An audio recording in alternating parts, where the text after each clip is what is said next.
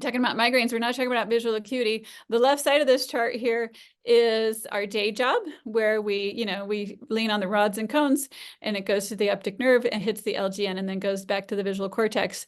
But recall also that the eye and the visual system is involved in the stuff on the right side here, including circadian rhythms, pupils, light reflexes, eye movements through the superior colliculus. So that right side is kind of where, maybe we're leaning on the synapses for the migraines. And so and more specifically, we have these things called ipRGCs in our retina, okay? And so that left side of the brain that we just saw, is looking at those rods and cones going to the retinal ganglion cells and then coming together, converging into the optic nerve. But you also have these ipRGCs that are intrinsically photosensitive retinal ganglion cells that sort of kind of help you determine how much light is out there, okay?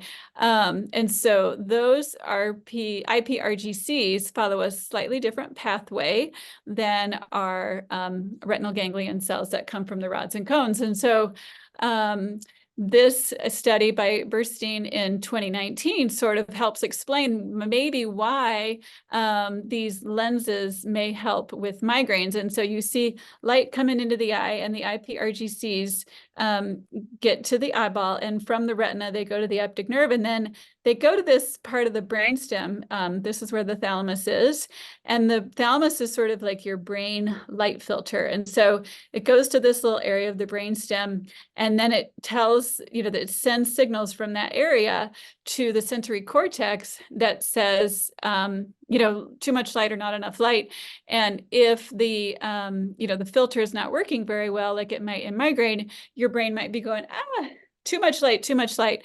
And so it might start to get, migraines and such. And so if we can block that, then that would be very helpful. If we can help our filter work a little bit better, then that would be very helpful potentially in migraines. And so the ipRGCs is one mechanism that might help us mitigate that photophobia and the migraines.